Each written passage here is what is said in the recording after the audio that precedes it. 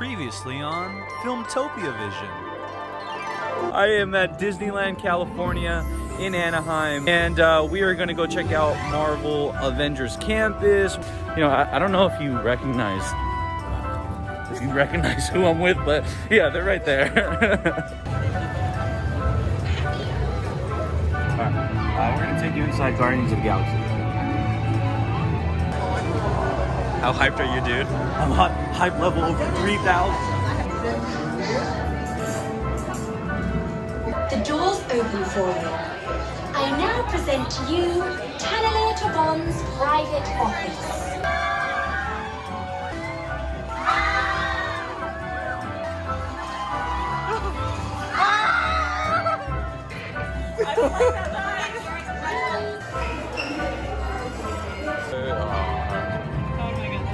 That is vibes. Meanwhile, back at Disneyland in California Adventure. Can you say hi to Filmtopia? Sorry. Can you say hi to Filmtopia? Filmtopia. Walking through Avengers Campus is just so, it's so cool. It feels very Marvel-like. Disneyland California Adventure did an amazing job at instilling like the vibe.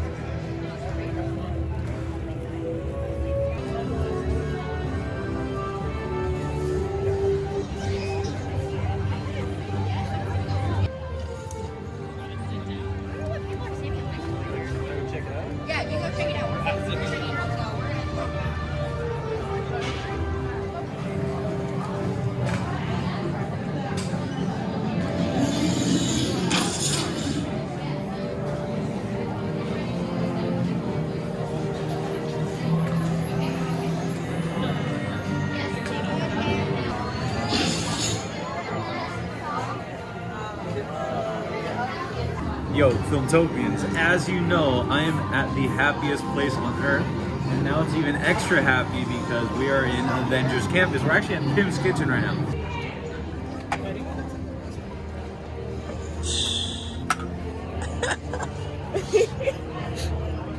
Number 3.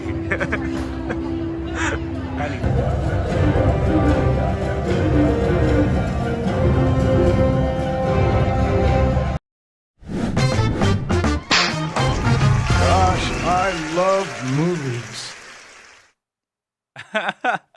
What's going on, everybody? Good morning, good afternoon, and good evening to absolutely everybody in this beautiful world. My name is Ricky. This is Filmtopia, and this show is called Filmtopia Live. And the reason why is because we're live. But what we do here is I would say we're the most different movie show there is on the internet.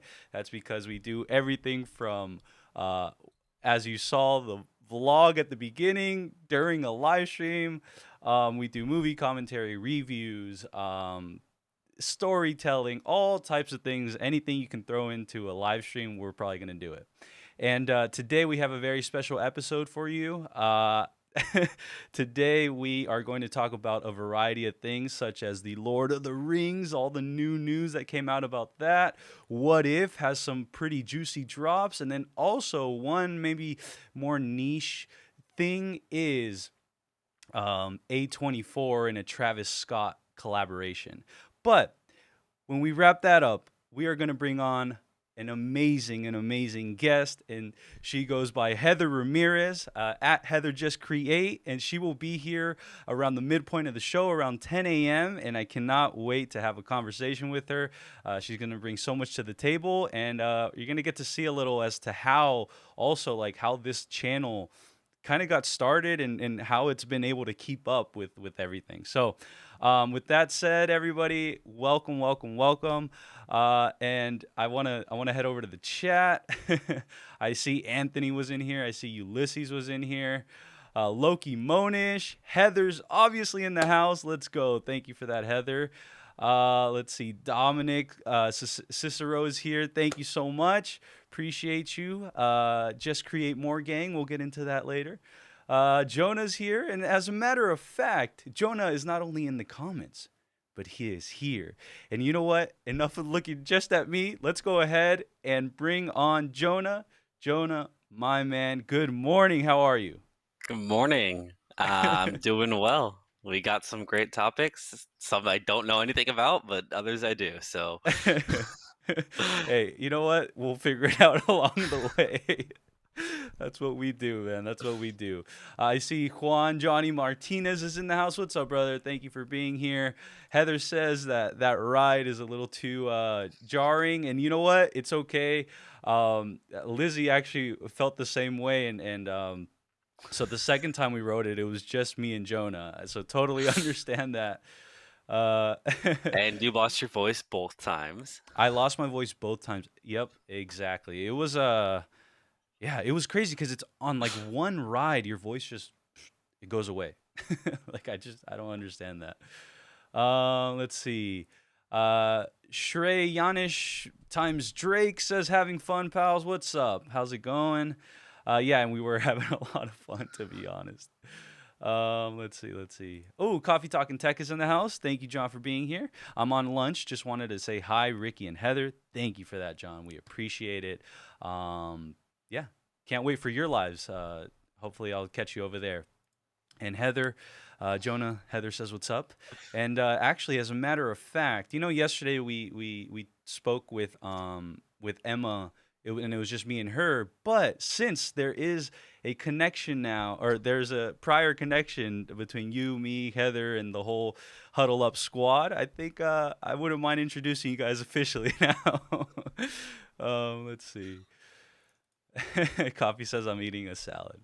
Nice. And our guest from yesterday, our awesome guest, Emma, says, "Hey, what's up, my peeps?" Well, thank you, everybody, for being here. Welcome to the most different movie show on the internet.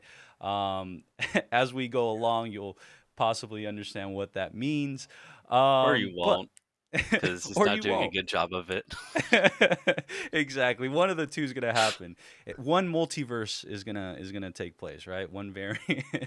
But I want to say, as you guys know, this is obviously an ever evolving show, and I have a lot of things planned for the show. The first 2 days so far, you've kind of seen just like this very different approach I have towards live streams, and I want to continue that. So it won't always be like the vlogs you see, that might be substituted with something else. But until then, enjoy those vlogs, and you'll probably see more during the show. And then also, do not forget that we are this entire week is essentially like template building. So you will see a lot of video submissions on the show, and I want you to pay attention to those because next week I will be opening it up to all of you in order for you to start sending in questions, topics, comments, intros for the show. So it's gonna be fun. The intro will be something like, "Yo, my name is Ricky, and I'm from San Diego, California, and you're watching Filmtopia live." And then I don't know, you jump out of a plane in a parachute or something. I don't know, something crazy like that. But you'll have the opportunity to submit for the intro and then submit for the question topics this coming week, or hopefully this weekend. But with that said, I want to go ahead and check out the chat one more time. I see a friend to the channel. Jared is on. Stoked for today's stream. Thank you for that, Jared. And Jared actually will be joining us this week as well. So Jared says, "I'm driving, but I'm listening." That's awesome. Hey, he must be autopiloting and listening. That's the coolest part. Oh, man. Peter says, hey, hi, everyone. What's up, Peter? Nice to see you. Thank you for joining us. Thank you, Heather. And Loki, yes, you're absolutely right. 7 days for What If. Yeah, I'll get back to that right now.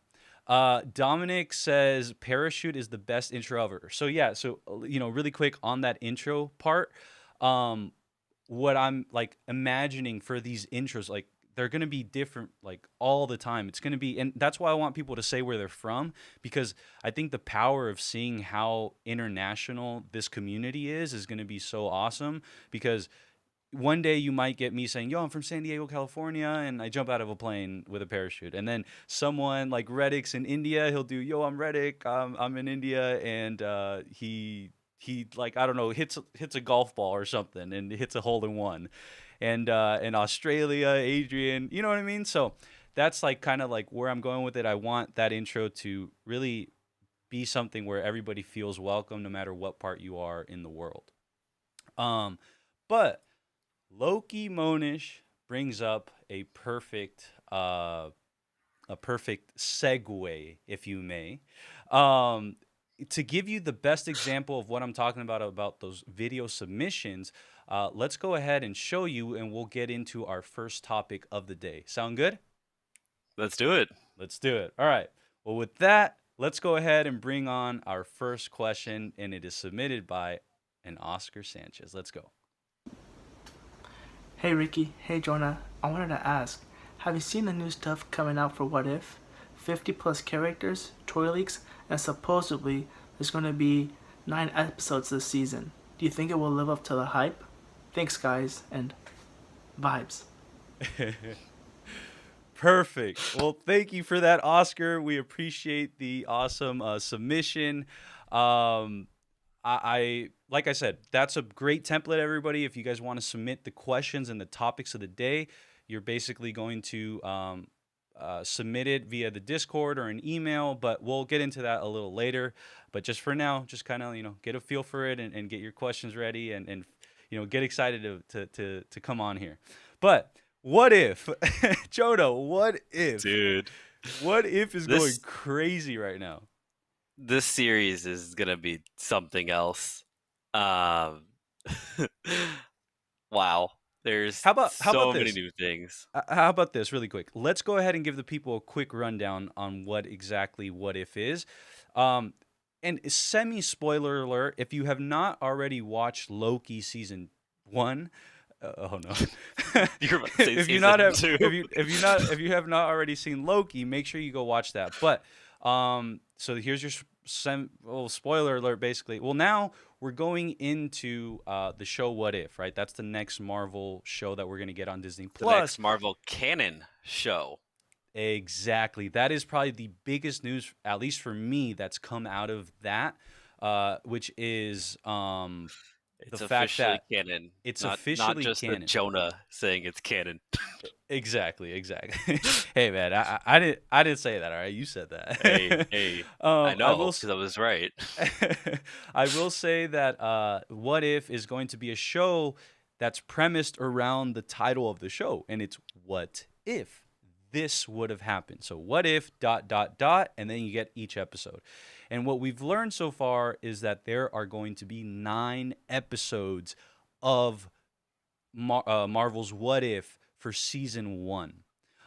So apparently And this 2. isn't. Yeah, so apparently this isn't just going to be a one-off.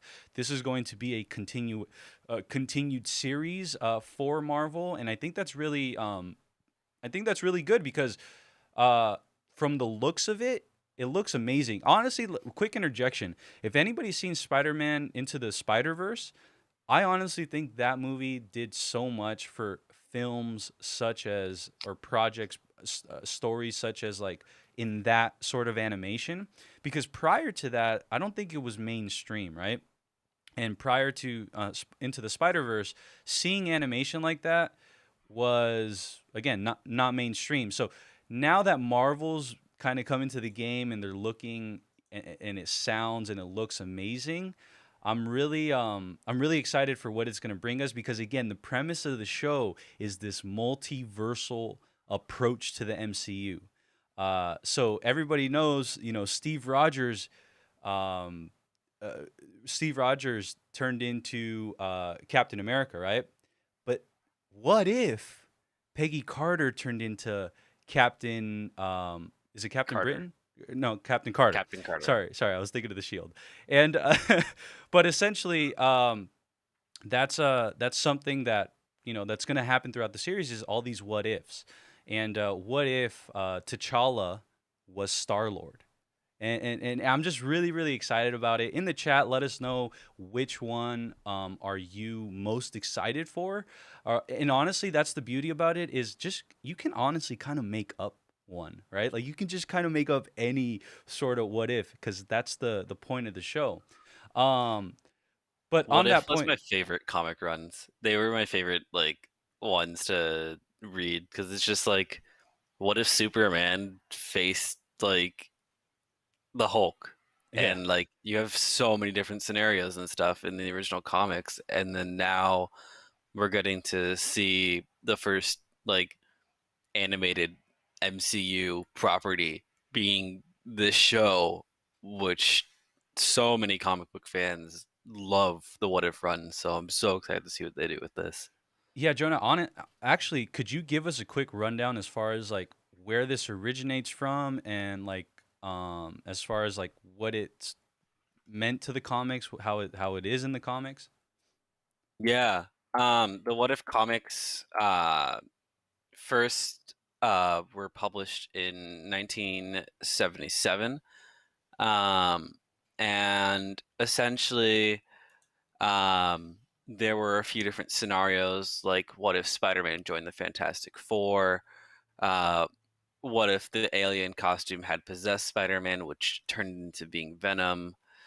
Uh, and there's just so many different things. What if Jane Foster held the hammer of Thor? What if Doctor Doom had become a hero? What if Hulk had the brain of Bruce Banner, which we saw? So there's so many different things that this opens so many different doors Yeah. is what it's doing. And I think like one of the coolest parts too is the fact that today we got confirmation from, I believe, uh, Culture Crave. So what if? Oh, sorry, wrong one. What if writer AC Bradley confirms the show is canon in the MCU? And prior to this, right, it was us, you, the Jonahs of the world, the Filmtopias of the world, that were uh, basically taking the Blues Clues and coming up with a very well educated guess that this was gonna be canon. But now this is like confirmation that it is canon, and that's just makes it so much more exciting because it means something, right? It's not just for stuffs and giggles. Like it's actually going to mean something towards the main MCU, and or the MCM, the the Marvel Cinematic Multiverse. But I'm excited about it because it's, again, the animation style, the fact that they're using most of the same actors that are who they are, right? Like Dr. Stephen Strange is Benedict Cumberbatch voice, right? There are a few, such as Spider-Man's Tom Holland. He's not the same. Robert Downey Jr. is not Iron Man in this. I have But, a theory behind the casting for Spider-Man, okay. but I'll let you finish. Yeah, and I was just going to wrap it up with saying, like, most of the actors are coming back to reprise their roles. So it continues to further give way to Spider-Man No Way Home, Doctor Strange Multiverse of Madness, and like it's just it keeps hyping those things up. And it's starting to make me really realize that the trailers aren't even necessary. These are all the hype they need. Like they don't even need to waste their own marketing money on on on on a teaser or a trailer. But go ahead, Jonah. Um, yeah, so Tom Holland's not casted as Spider-Man because it's not Tom Holland's Spider-Man. Mm. Does yeah? It's It's funny. Andrew's Spider-Man. Why do you say that? Why do you say Look at the Andrews? pictures of him. Look at the pictures of him. It I does don't know not about look like Tom Holland at okay, all. It looks that closer to Andrew Garfield. that I do give you. I give you that it does not look like Tom Holland. It actually, you know who it kind of looks like to me? It looks like the original Spider-Man from the game. The Spider-Man game that came out recently or like 2 years Yes. ago. That's who Yeah. it looks like the most, at least in my opinion. Jared asked though, but why animation? So it's funny. I actually wasn't a huge, I guess, proponent for the animation as far as like huge properties like that. But the MCU is so massive now that it's got multiple branches, pun, it's got multiple branches across its entire just like development process, that it's now afforded, at least in my opinion, it's afforded the ability to give us content that is animated. And then on top of that, it goes back to the point which I said earlier, which was Spider-Man Into the Spider-Verse, the one with Miles Morales a few years back, probably the greatest, one of the greatest superhero movies ever. It, I think, really set the stage for animation like this. And if you guys have not seen that Spider-Man already, go watch it because it will completely change your mind about especially that style of animation. So yeah. Also, they can do a lot more in animation than they can do in live action. As far as some of the scenarios that they're going to do, they don't have to hire the actors to put them in. They can pay them a lot less to just use their voices. So it's also a budget thing.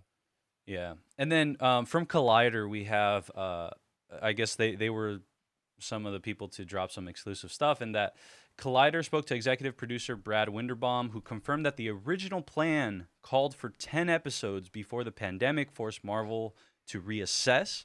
So originally, season 1 of What If was going to be 10 episodes. We had to push an episode into season 2.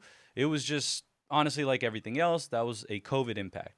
And check this out. So there was an episode that just wouldn't hit the completion date, but luckily we do get to see it in the second season of the show. But I don't know. For me, maybe I'm just completely, hyping it up too much. But the fact that it took a little too long to complete, could that mean it's like pretty epic? You know what I mean? I Like, mean, I think all these are going to be pretty epic. They're 30 minutes. They're not going to be long, but yeah, there's going to be I don't think there's going to be any filler episodes at all. yeah, Because this is supposed to be like a chronological story. It's supposed to be a chronological retelling from a different multiverse. From different multiverses. It's supposed to be a chronological retelling of the timeline that we know. yeah. And so I don't think there's going to be any filler. It's going to be jam-packed with a lot of stuff. There'll be filler moments, but it won't be a whole episode that's filler. And one thing, right? So Jared asked, but why animation? Another reason too is the fact that the budget, right? The budget is, you can use it in different ways and create more things, right? Than if you had a physical set. I mean, they're giving all the shows that they're making huge budgets, but with animation, you kind of have, you're essentially able to create anything with a lot lesser budget. And so I'm pretty excited about like just the scale of What If. And then also, one of the things about What If is that it has its own pace and own story rhythm. So there's no official mandate regarding running time, which gave the writers and animators a bit more creative freedom. And that's again, it goes back to Marvel has now afforded themselves the ability to be able to kind of experiment, or I wouldn't say do whatever they want, but especially experiment. So, going from movie theaters to now having summer blockbusters on the Disney Plus platform as shows, I mean, that was the first of its kind, right?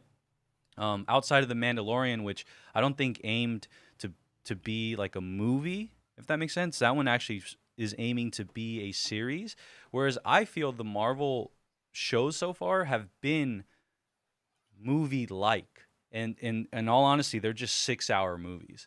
So They're just the Justice League done Marvel style. oh, the Justice League. Let's not bring them up right now. But But Jonah, really quick, I want to ask you, what is your I guess top two things. One, which is from what you've seen thus far, is there any characters or any what if scenarios that you're most excited about? I don't know necessarily if there's a scenario that I'm most excited about, but seeing Haley Atwell back in live action Mhm. is one thing that I really want to come from this show. And I want to see her as Captain Carter. I don't want to see her as Peggy. I want to see her as Captain Carter.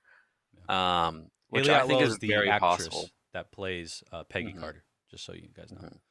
I think it's very possible that we could see her coming up in a live action movie. Um, Doctor Strange would be the first, and who knows? She's been a very popular character for a long time, and I feel like Marvel is finally at a place that they can start profiting off of her. Hmm. So, um, because we already have multiple Cap figures in the MCU, Yeah, what's adding another? yeah. The other thing too, right, is that with Captain Carter, or no, with Peggy, right? You were saying that she's a very popular character. Well, do you guys remember in Loki from this past season, Yes. Loki, we got literally maybe 5 frames of her. That's not even a second, guys. I'm talking I don't frames. I'm talking know boop, if that was boop, boop. her. And well, yeah, I can't officially say it was her, but the fact that everybody speculated for over a week to see if that was her, I mean, it just says the Oh popularity of yeah. the character and then the popularity of Haley Atwell, who portrays her in live action. Now seeing her in an animated role with a bigger role, or not a bigger role, but a more, She's the lead. She's the the lead. That's lead a bigger role, role. yeah. That's a Um, bigger role. and so I think personally that's what I'm really excited about for the series is that we're gonna now get to take all these what if scenarios and then throw them into live action. Whereas before, it'd be kind of hard to pass that off, without seeming like a cash grab, right? So a Hmm. lot of the times is like you think, well, it might be a cash grab and the story might be kind of whack or it might be kind of weak. But then I think with this show, what it's going to really act as, oh, that's exactly what the show is. That the show is simply a springboard. Like that's It's a all it cash is. grab springboard. Yes, we know. You know how many toys they're gonna sell for this series. You know how Yeah, much merchandise they can make for this series. This is yeah. infinite possibilities. So there's infinite merchandise that they can make for this. And I'm very glad Like, Jared asked the why animation thing. That's another reason. Throw that into the merchandising. I mean, look at the concept of Toy Story, right? The movie Toy Story from Pixar. I mean, that is just genius on genius. The fact that they were able to um, create toys within an animated movie and then sell those same toys as merchandise. I mean, yeah, it's gonna be crazy, man. I mean, Gonna be look at crazy. all the Legos that they made. Like, we barely scratched the surface of what if Legos. Yeah, exactly. Check this out. Loki Mona says Evil Doctor Strange versus Doctor Strange. Do you know the name for the Yes. evil Doctor Strange? Um, What they're naming him there's in this show? there hasn't been a confirmed name to my knowledge. Uh-huh. But I think it's just Doctor Strange that gets possessed, not possessed, but like gets enveloped by the or can't control the dark aura from Dormammu, Mm. and so he gets controlled by Dormammu. And I think that he's being used as a host body for Dormammu. That's what I'm thinking, at least. And then here's the other thing too, right? As far as it being multiversal, do you think that like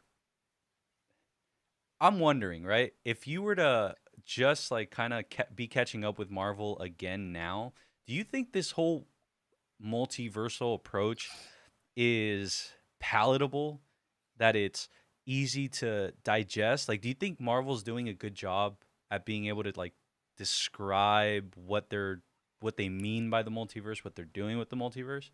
We'll find out in this series, dude. You know what? I'll tell. Um, it wasn't very clearly stated in Loki that this is what a multiverse is and this is what Yeah, a multiverse will look like. yeah. It was very open booked in Loki. Very, very, very just leaving thousands of pages empty just for stories to be written. And that's what we have now. We have a little chapter in those thousands of stories that are being told. Um, so this is the launch pad. This is where we learn the rules of the multiverse, how it functions, and how it's going to Oh, grow. dude, stop. That's sick. I will say that this also, I think what I like about about the story today is the fact that it also compounds um the story we got the other day, which was that Marvel is going to create a new animation studio specifically for smaller animated projects, and that should tell you like how long What If is probably going to run. I see What If probably running for the remainder of this multiverse saga. But hey, I don't know. I mean, S- if What If makes Disney Plus a lot of money on its own, mm, because you got to remember, a lot of people probably stopped Disney Plus for this month in between Loki and What If. A lot of people probably were just like, well, there's nothing I want to watch. mhm. So that's what we got to do. Smuggler Steel is in the house. What's up, Smuggler Steel? Thank you for being here. By the way, I got to re-shout out the cosplay Smuggler Steel did. If you haven't seen it, go check out the Discord. The Discord is linked down below. Yeah, it's crazy. I'm gonna like at everyone and put it in general. Let's see. Yeah, Dominic, 5 frames. I might be lying. I might not be saying it right, but it's definitely within like the 5 to 10 frames. It's definitely not more than like a It's second or like a two. second. Yeah. Hasuman says, "What if win?" Okay, it is coming back August 11th, and guess what? We are going to be hosting it right here during our Filmtopia watch party for What If. We're gonna do the whole season. It's funny. It's A like week we're and 12 hours from now, we will be a week and live. 12 hours exactly. It's funny how we're kind of booked for the rest of the year. I think that's like kind of cool, kind of funny.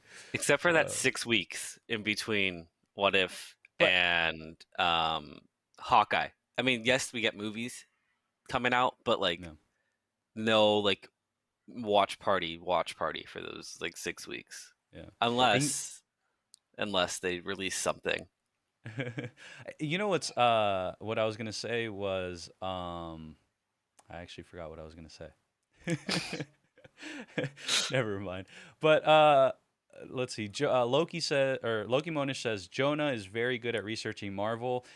You know what? Really quick, this would be a good time. Jonah, how are you so like well versed with Marvel stuff? Because we're trying to learn. We're trying to do the same thing.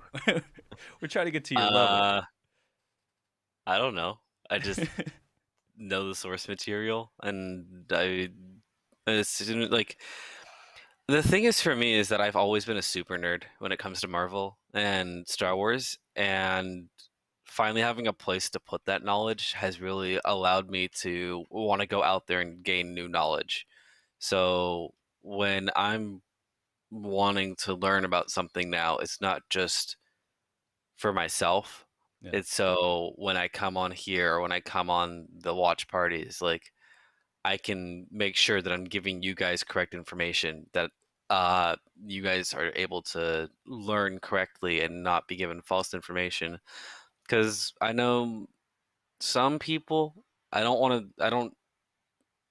follow these people anymore, but some people would give false information and stuff Yeah. on comics and stuff, and I didn't like that because I would go and look up that comic and what they were saying was completely wrong. Yeah. That's also why I say, like, if I'm wrong, please correct me That's true. because You do I'm say not that. perfect. I'm not perfect.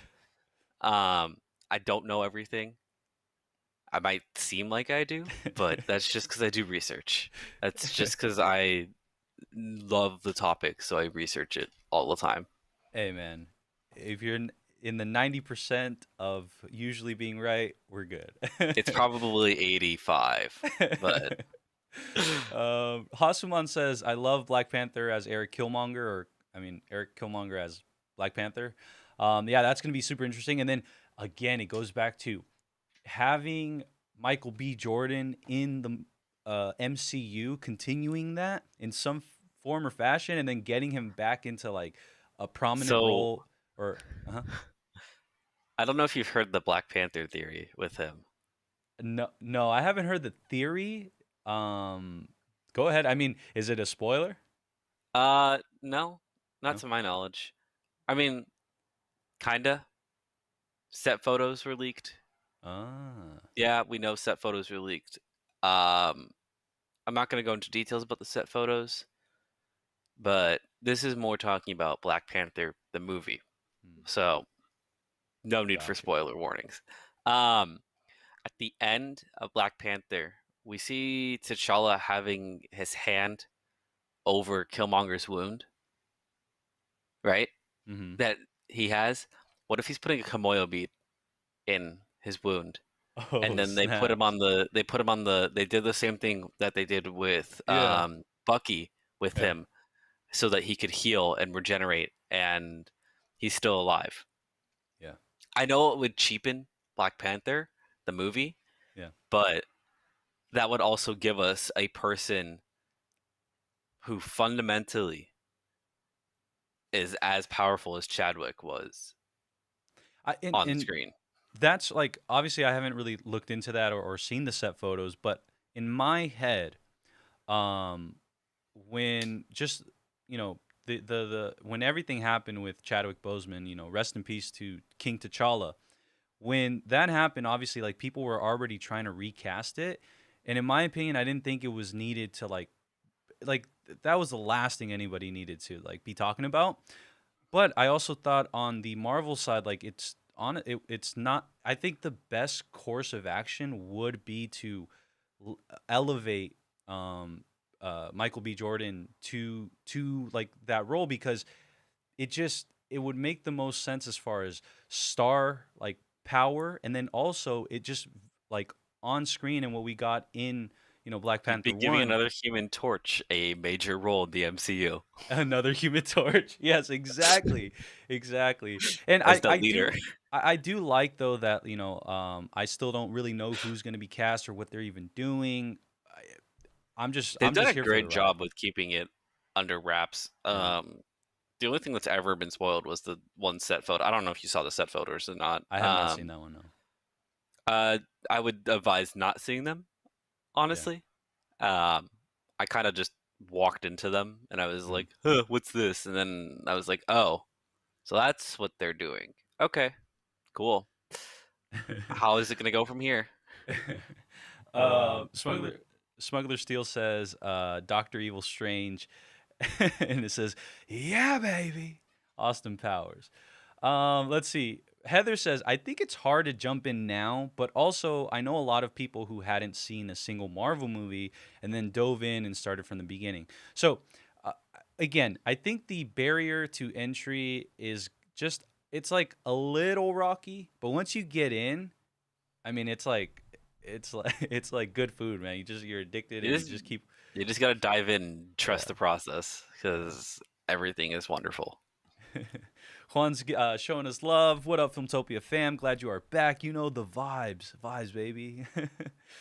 Yeah, and the hype of the series, the hype of every single thing that Marvel puts out, is what I think, is just that's why it's like one of those things that just continues to compound on itself each and every single time, and that's how it's able to grow a fandom instead of staying kind Hmm. of stagnant. I've always said, and I continue to say this, that I think this Marvel is gonna eventually supersede Star Wars as the most the biggest IP, intellectual property, in the world. Whereas for the longest time it was Star Wars. Even if you're not a Star Wars fan, you knew about Star Wars. It's So getting to there's that point already with Marvel, yeah. which is insane to think about.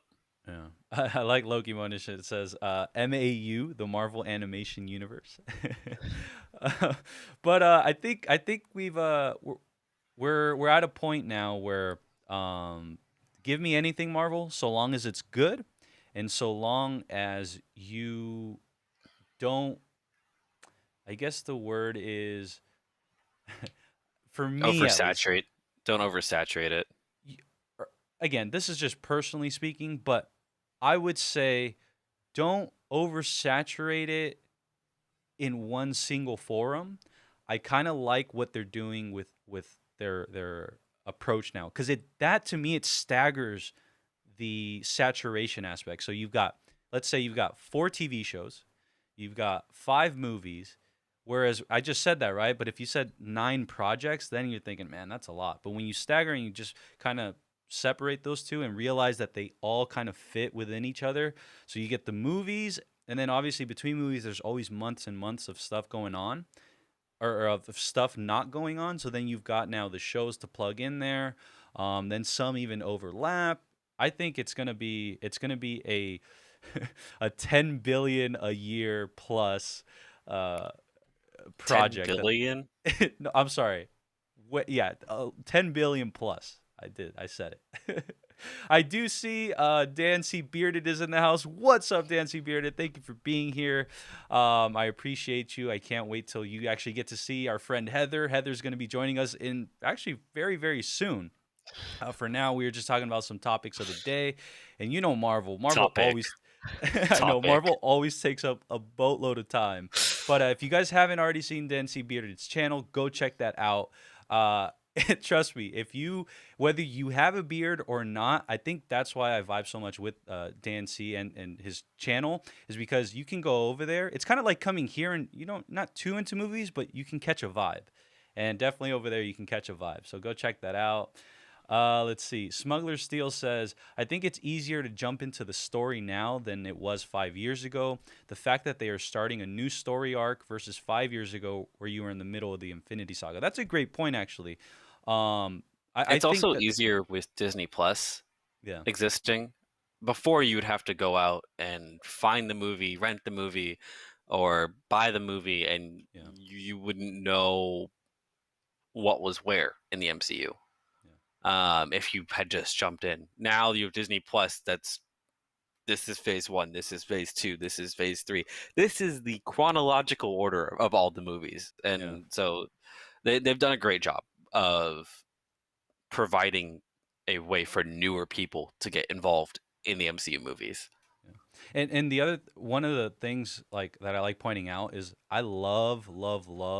I wish someone would make a documentary, but like I love how Disney Plus wasn't simply a streaming service, it was a business model. It completely uprooted everything, and everything that Disney had going on, it elevated it to different levels because it gave itself a platform, it gave itself, unlimited marketing. Soon, again, this is just my opinion, you can actually find this on the channel somewhere. It's a video where I said the future of movie theaters and movies.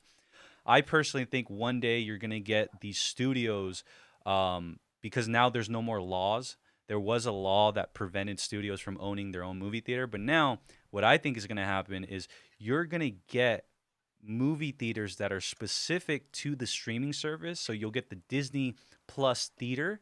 So then what you'll end up getting to do is you'll watch Loki season 1 on Disney Plus, and then if you want to watch it as a 6-hour movie, come check us out in our own movie theater, and all you need for admission is a Disney Plus subscription and maybe $10 more. And I don't 30 know. bucks more because that's Yeah, the magic number. exactly. Let's see. Kushal says, "Are we headed towards Secret Wars ultimately?" I mean, Ultimately, we're heading to Galactus, but Secret Wars is along the way. yeah. Wow, Secret Wars is gonna be fun. I can't even imagine, dude. Like, I remember when I couldn't even imagine the 6 Avengers, original Avengers, in the Avengers movie. And now for it to culminate into Secret Wars and then Galactus, like, no, dude, that is insane. And the crazy part is that it's not even really a fantasy or a what if. It's just a It's a matter of reality. time. It's a reality. It's a matter of time. Let's see. Blockbuster, yeah, Blockbuster. Shout out to Hey, you know Captain what? Marvel, We're keeping, but Blockbuster. check this out though. We're keeping Blockbuster the store alive. You know how? Check out the grid. Check out the frame, guys. It's a ticket. It's a ticket just like Blockbuster. I just noticed that the other day. Right here, hold on. It's supposed to be a ticket. So, in case you didn't see that, but let's see. Dancy Bearded says, "Thank you for the kind words. I love the content creator community. I do as well." And the other thing too is, speaking of loving the content creator community, in about 10 to 15 minutes, wait, no, wait, yeah, 12.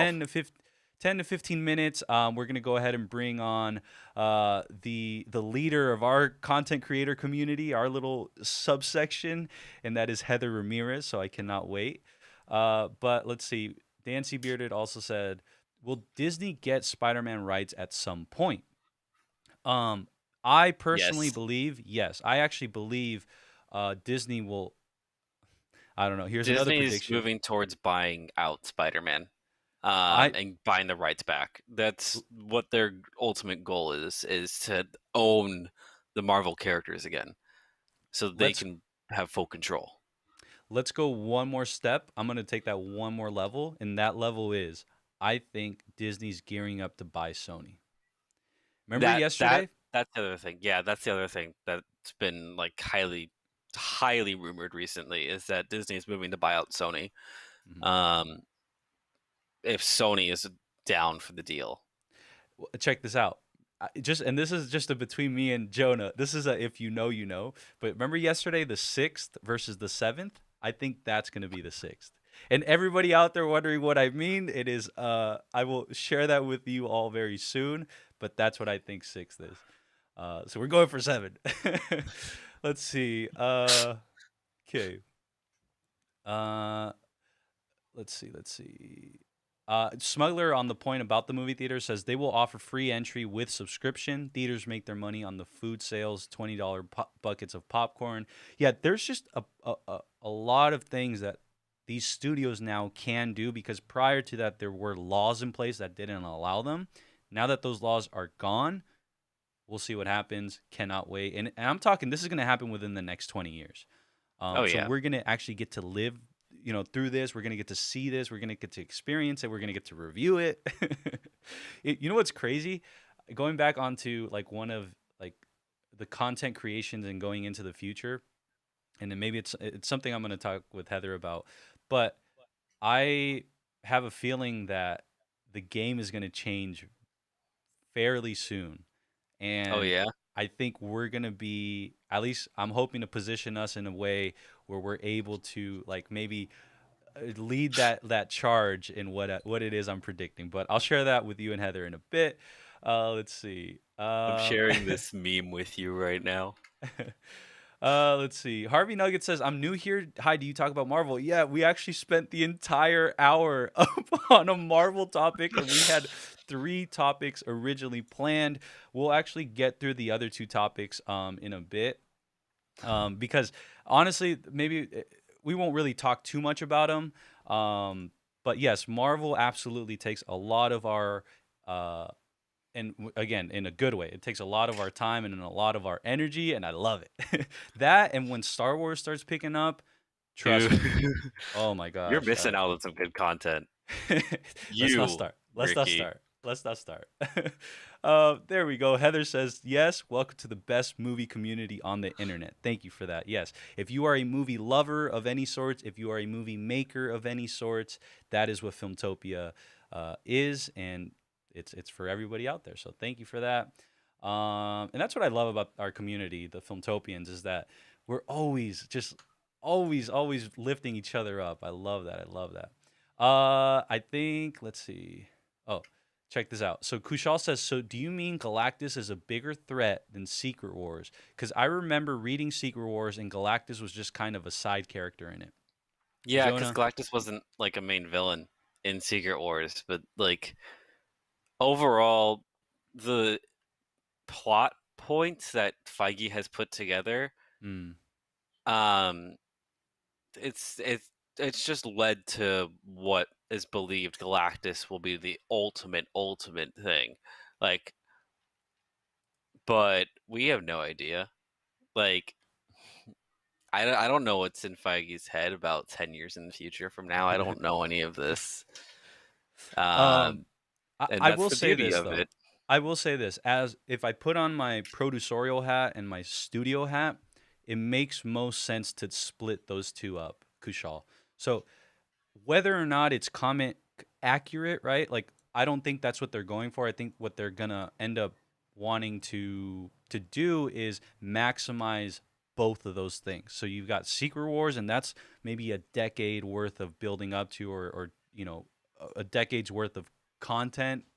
And then you've got Galactus, which might be another decade's worth of content. So keep that in mind. That's how I kind of go about thinking about those things. Is I don't hold them to them. I don't hold them to make sure that it's comic accurate. I hold them more to make sure it's enjoyable and it makes sense and that It's it's well MCU done. accurate.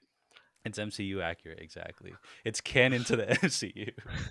But anyways, everybody, thank you so much for the awesome Marvel chat. I will say that we definitely went on a lot about it, but I hope you gained some new insight as to what if and just the whole multiversal aspect of the MCU or the MCM.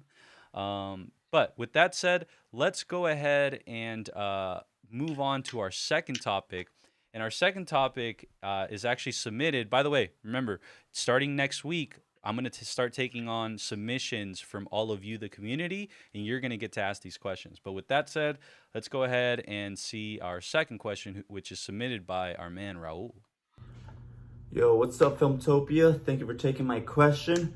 So one of my favorite movies are the Lord of the Rings trilogy, and I was wondering if you saw the Amazon promo for the new Lord of the Rings series that debuts, I think, in 2022, if I'm correct. And I was wondering if you were gonna do some cover on it or some live watch parties for it. Anyways, thank you for taking my question, and much love. Awesome. Well, thank you for that, Raul. I appreciate you, my man. Thanks for showing the Filmtopians, a great template as to how to submit some videos. And again, that will go live this weekend, and we'll start putting them on during next week's shows. But with that said, the Lord of the Rings is back. Let's go. How about this? You shall not pass. But I will say I'm super, super excited. I cannot wait to see the lore and the atmosphere, the world building that they're going to do, and the fact that I think they just launched 20 years worth of projects. 20 years worth of content. And while whether or not you're well versed in the Lord of the Rings, lore, canon, all that stuff, whether you've read the books or not, I'll be straight up. I mean, I've only really seen the movies, but when I watch those movies, they move me. Like they make me feel a certain way. And for me, it's to have a movie make me feel like that says a lot about like what it's about and where it's heading. So I love the fact that we are going to get to explore thousands and thousands of years worth of material, thousands of years within the within the show, not here on Earth.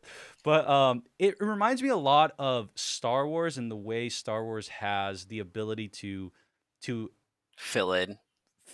like years, or I'm sorry, not years. What's millennia? Yeah, years. Or I want to use 30 a better. years. Like they have there's there's 3 10-year gap, 3 decades that they can fill in Yeah. of time between Return of the Jedi and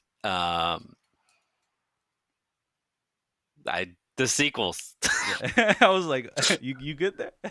No. But No, Kushal I don't says, want to talk about them. who's with me for a Gandalf prequel series, please? That And would then be you know what? awesome. In the chat, type in who you would want to cast. If it's not uh sorry, I can't remember his name, but Magneto. Can't remember his actor name. Sorry, Ian? legend. Not is it Ian? Sir Ian McKellen? Sorry, Sir Ian McKellen. Sorry, legend. Let's see. Oh, Dancy. Oh, there you go. Check this out. Dancy Bearded could play the Gandalf prequel character. Let's go. You know what? That deserves one of these. I love that. I hadn't seen chat, this photo that they had posted on the main tweet yeah. until now, because I didn't even see any of this until like you literally were like, "Oh yeah, we're talking about Lord of the Rings today," and I'm like, "Wait, what happened with Lord of the Rings?" I thought that was done, and then I looked it up, and this photo is beautiful. Like this shot is beautiful. I'm excited for this. Harvey Nugget says, "Actually, mate, I shall pass." Dun dun dun. Yeah, it's a great. I definitely implore all of you to watch the original, the Peter Jackson Lord of the Rings trilogy. It will just like, it's weird whether you like Middle Earth type of content. I think this is the one that just transcends, and you're able to like it whether or not that's your genre or not. By the way, yes, Heather, thank you for the alley oop on that. But Heather, also, I did read a comment earlier. Do not worry. When you get in here, we'll fix everything, whether it's mics, cameras. I got you. Plus, between when we see you, we're gonna play a little something. So, let's see. Let's see. So Smuggler Steel says, I am hooked in with the old school lore hounds, and the Amazon series has them excited, but also pretty nervous due to some rumors of like mishaps in production and creative like differences and conflicts. Well, one of the things that I wanted to say really quick about that is fear not. I think personally, I think the lore is strong enough that we're gonna be able to, I guess, not be too, not place everything on this first show that's coming out. Does that make sense? I think it has so much lore that they can explore that if the first one just happens to fail because of whatever was going on, I don't think that that should be an indication for us to be like, okay, we don't want any more Lord of the Rings content. I think what it's going to do is just like, hey, can you make this? Can you make this? Can you kind of like what they're doing with Game of Thrones, where now it's just ever expanding. Like a lot of people don't like the last season, but that doesn't mean you're not going to want to watch, everywhere else or anything else. Also, yeah. speaking of rings, we're 1 month away from Shang-Chi. Not to forget back to Marvel, but to completely forget back to Marvel. Oh man, that's too funny. Let's see. So Kevin is in the house. What's up, Kevin? Thank you for being here. Yeah, we're about to actually start. It is actually 10 a.m. and very soon we will be bringing on Heather Ramirez, and we are going to be able to talk to her. And actually, she is joining the green room as we speak. But with that said, I want to say that today's show, movie topics have been really, really fun. I really, really enjoy the fact that we're able to just wake up in the morning and talk about movies. How'd you feel today, Jonah? I mean, What If is just gonna take everything from us these next few months, and I don't know. I'm just so excited to get involved in this and create like some content based on What If. Nice. Yeah, no, it's gonna be, like I said, it's kind of cool to be booked, right? Like it's kind of cool to be like, we know what we're gonna talk about in this month. We know what we're gonna do, and like just like fan over. Really quick, I do see Heather is in the green room. Heather, if you wanna wave to the people, I can bring you on just so you can wave really quick. Here we go. Everybody, that is Heather Ramirez. She will be on very, very soon. I cannot wait. But with that said, Jonah, if you don't mind, make sure to stay, hang out in the green room, and then maybe later on we'll bring you on. But until then, Jonah, it has been a pleasure. I am very, very excited about all of the stuff we were able to talk about. And while we didn't get to each topic, the cool thing is we'll probably talk about it tomorrow. You know what we should do? We got to start with the non-Marvel stuff.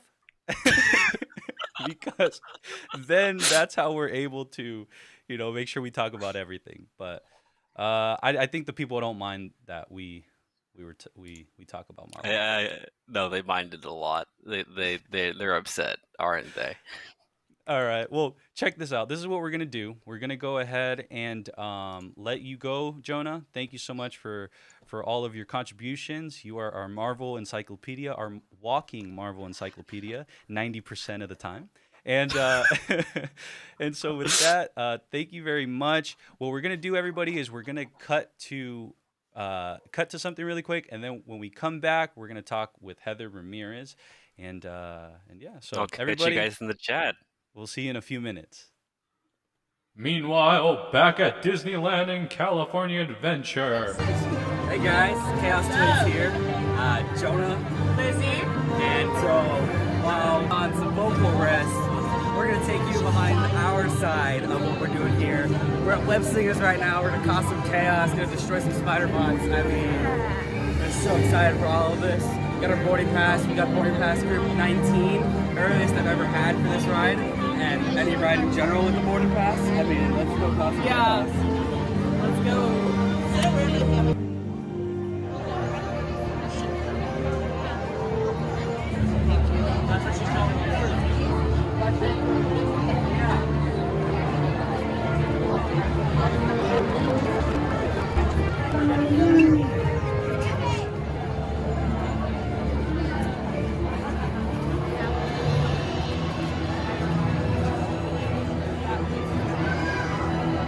We're currently in line for the most anticipated ride of all time, and that is Spider-Man Web Slinger.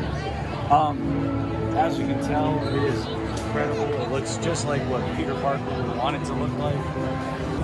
We stole his phone. It's Chaos ours Twins. now. Yeah, you're wondering why we're called Chaos Twins. It's because, yeah, stuff like this. Yeah, it's ours. It's our channel now. Yeah. We're stealing all of his ideas. Stay tuned for Project Pegasus. Yeah. You'll see what that means in a moment.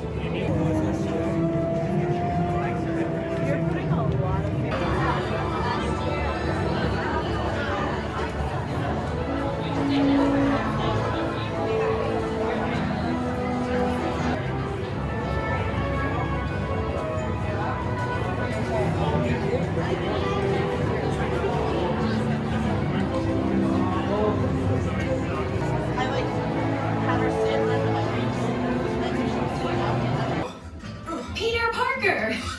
Hey, what's up? I'm Peter Parker, and here at Web we got access to some pretty awesome tech, like vibranium from Wakanda, or this crazy alien juice stuff. We have compartment and start tech. Hey guys, what's up? I hear you got a smoke problem. I'm here to help. You made it. Great. Red level is at exponential danger.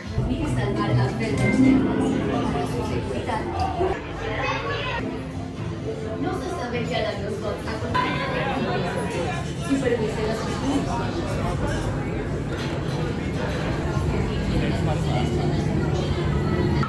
and get those web vision targeting glasses on. We got spider bots to web up.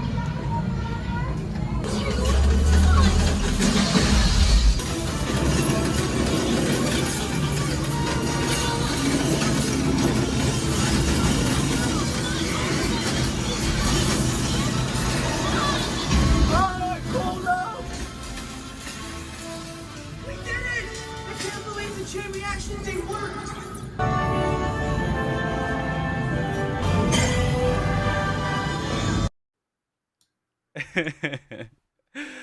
What'd you think? What'd you think? It was a boatload of fun. Disney California Adventure. I am super excited to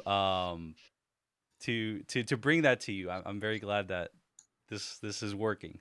But with that said, everybody, thank you for being here and thank you for tuning in. Welcome to the second half of Filmtopia Live, where we get to talk to the most awesome people there are on the planet. And one of those people is Heather Ramirez.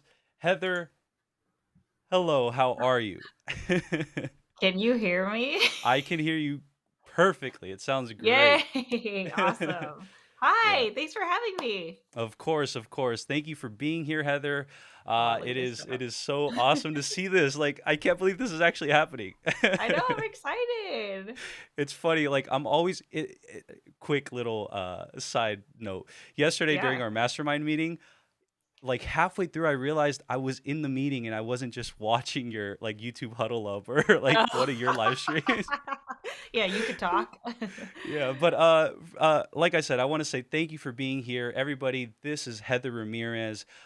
She is a YouTuber, a YouTube coach, and my friend. So thank you so much for being here. Heather, if you want to start, let the people know what it is, who you are, and what it is you do.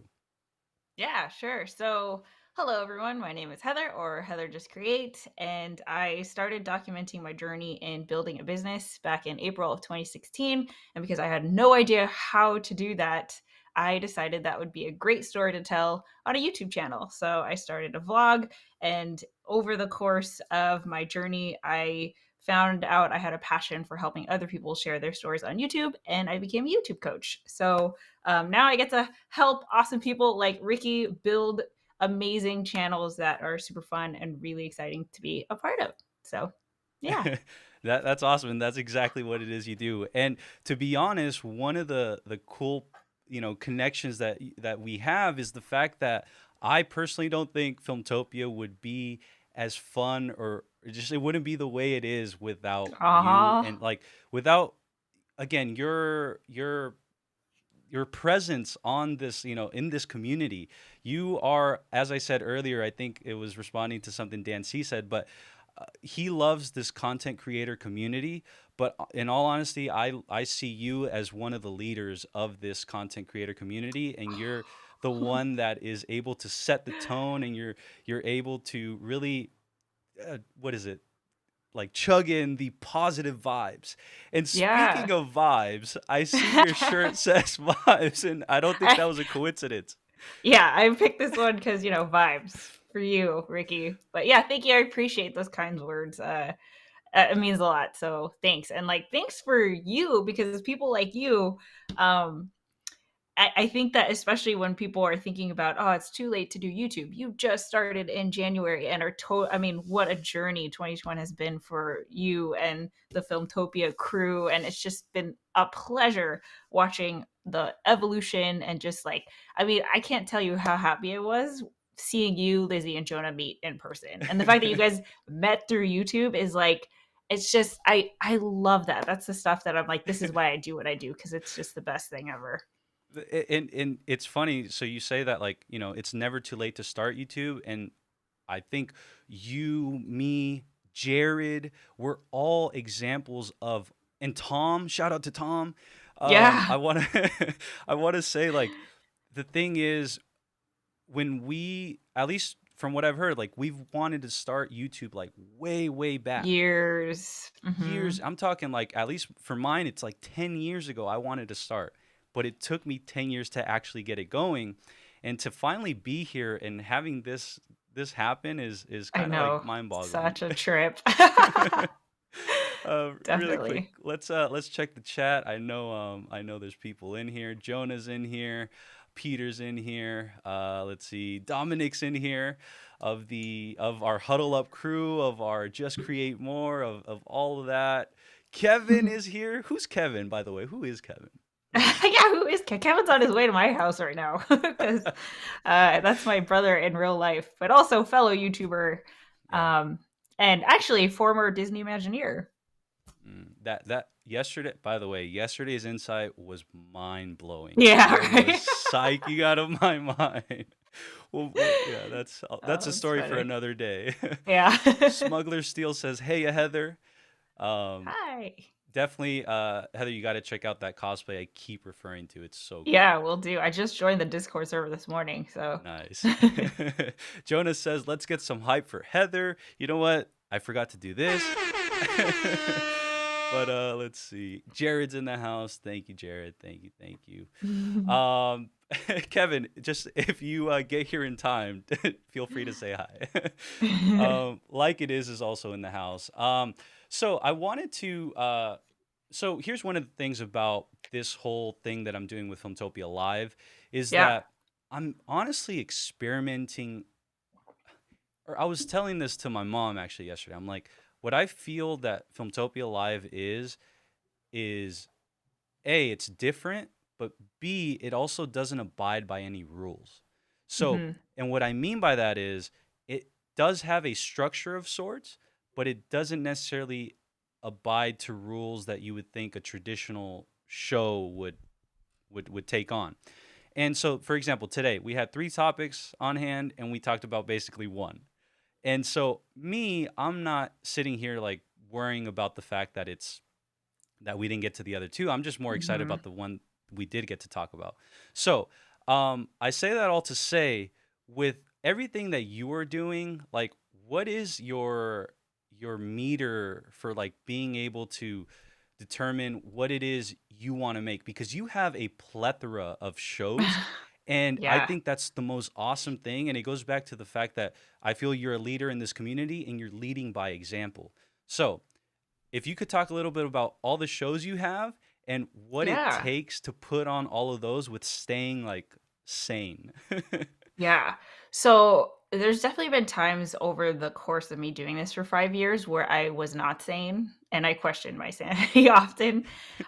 Because I think I think with every creative endeavor, like even before YouTube, like if we think about, the greatest creators of history and our time, there's a little bit of like, we we see something that no one else sees, right? We're visionaries and we're super creative like that. So I think that is going to come with a lot of internal pressure and just like, this is what we're envisioning, how do we make it happen, all of those things.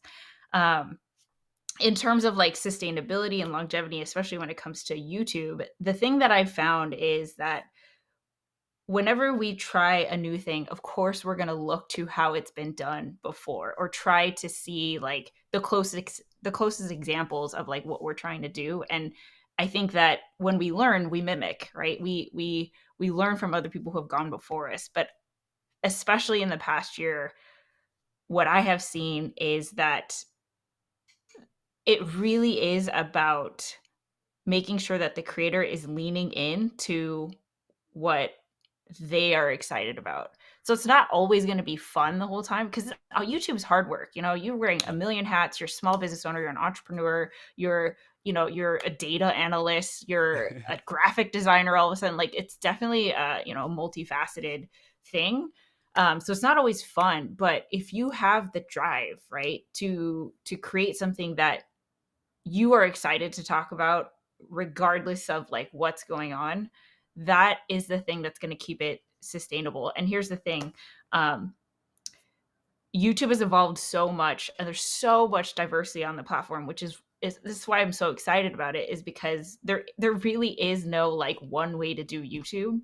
Yeah. It really is just like, not only is it the creator kind of saying, here's the direction that we're going to head towards, but community feedback is such an important part of that growth. And I mean, that's why I think you're killing it here, because you are so mindful of the community. You encourage participation, you bring people on, and that's stuff that you literally cannot plan for. And that takes a certain person, right? That takes a certain person who's willing to relinquish control, is open-minded, is flexible, and just kind of like, hey, you are open to inviting people to like, let's do this thing together. And that's like super exciting. So anyway, to the shows that I make, I've dialed it down to 3 now, 3 live stream shows. Today, actually at 1 p.m. So in 3 hours, I have my show called From 1 to 100, which is a live stream podcast all about the passion economy business model. And today we're going to be talking about different ways to monetize if you are a YouTube creator that are outside of the traditional methods of like sponsorships, affiliates, and YouTube ads and stuff like that. We're going to be talking about building a community versus building an audience on YouTube and lots of fun things. So if you are interested at all, or if you're working on a YouTube channel, definitely tune in or catch the replay. And then on Thursdays, my husband and I, who actually we met on YouTube, we do a live stream at 1 p.m.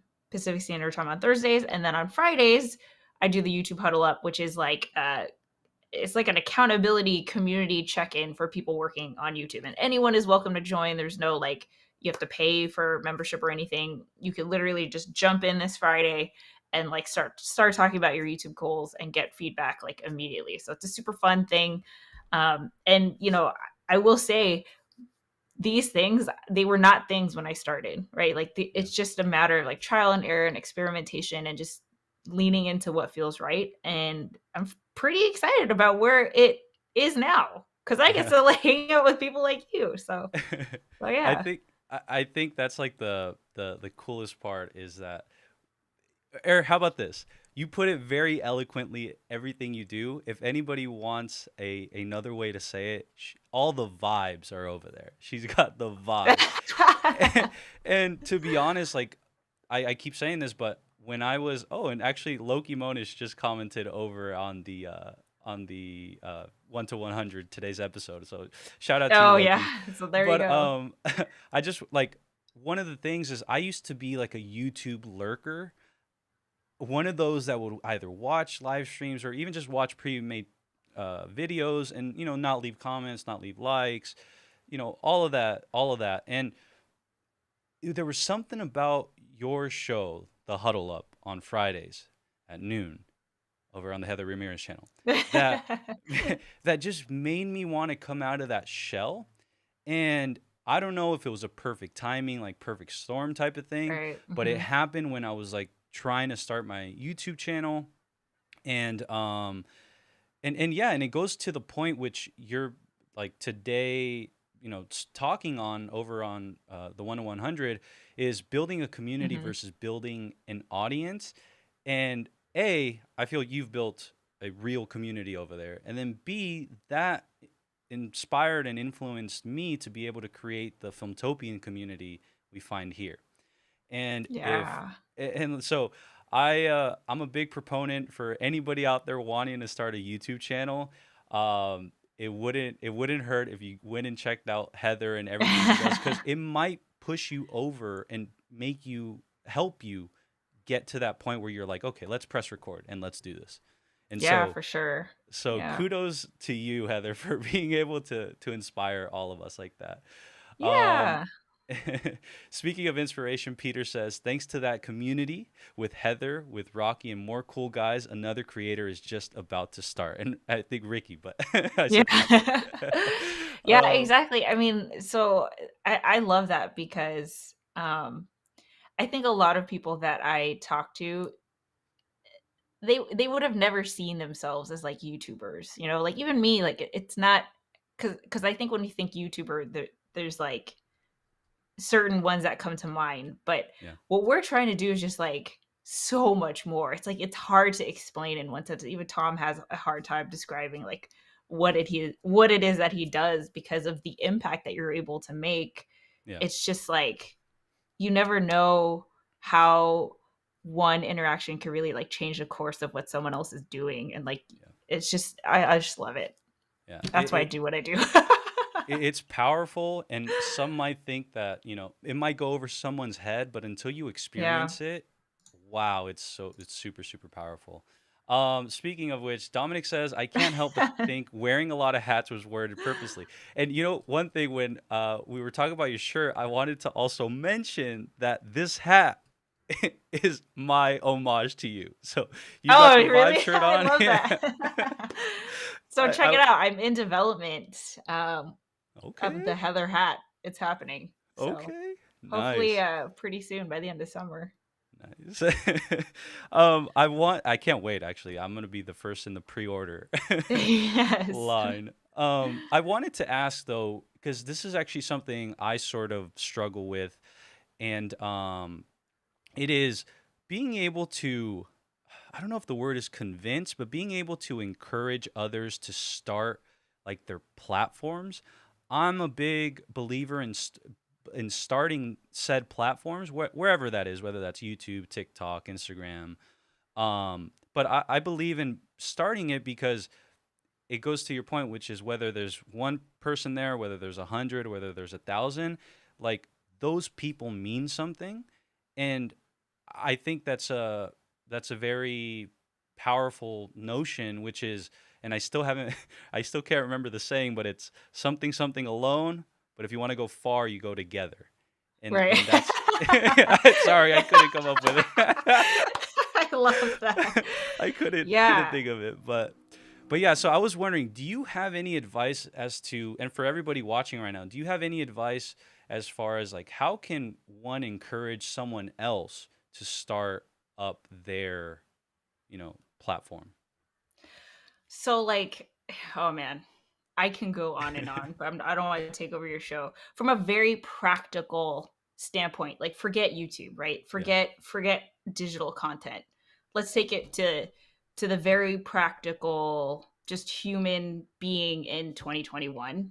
I think that everyone should have a personal brand of some kind online, even if you do not plan to be an entrepreneur, even if you don't plan to, become, build a platform, become a YouTube creator, or start a business or anything.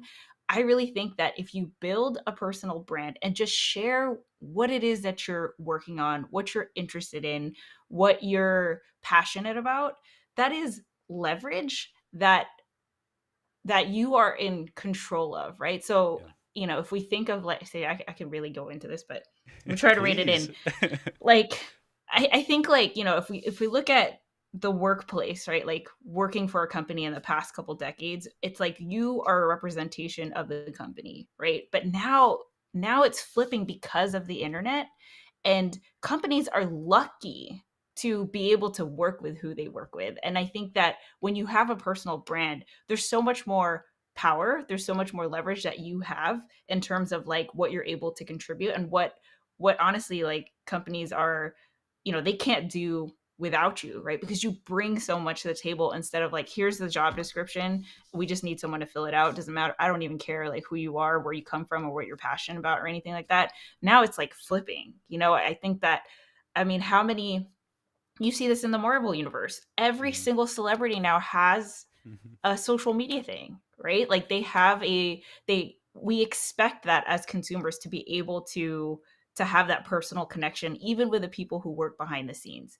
And I think that like, that's all the way over here in Marvel movie world. But even if it's just you sharing, like, okay, I'm really passionate about like gardening or whatever, like, even if you don't work in gardening, just sharing that, like, first of all, you never know, like, how you're gonna inspire someone, like, just sharing that journey. And I think that we are so fulfilled when we are connecting with people and helping people. So even if it's just like, hey, here's like the progress of my whatever, someone else could be inspired by that. But then also, it's like, you come in bringing this like presence, which you can take anywhere, right? So even like, I mean, I saw this a lot in 2020 when people lost their jobs, but they had fallback, right? They had like Tom, right? Tom had no, so my husband, backstory, he started a YouTube channel back in 2017 with zero intention of it turning into a full-time thing, because he had the most stable job ever, which is a high school teacher. Like, that's a career path that you go through the training, you get the job, and you stay there until you retire.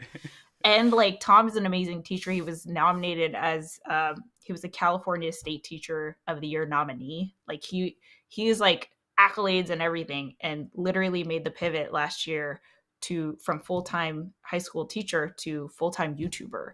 And if he had not, and it's only, he started his YouTube channel just because he's so excited about audio and video. That's just his thing. Like, we were looking at all these like childhood pictures, and he's holding a camera. Like, it's just been a thing, just like with you, Ricky. You have this undeniable enthusiasm for movies and filmmaking. That could really turn into a thing. I'm not saying that it needs to be you need to go do what I did and make your career that thing. But I think that it can bring so much meaning into your life by just like Jonah, right? Just hopping on and just like, I heard you talk earlier, Jonah, about like, I did the research, but now there's this like, I know people are listening and you want to contribute to something. So now there's that like different dedication towards the research that you were already doing anyway. And that's just like really cool. So anyway, sorry. No, definitely. Like, that's why I wanted you to talk about it, because that right there, I mean, through the screen, you are just radiating the fact that you are super passionate about that.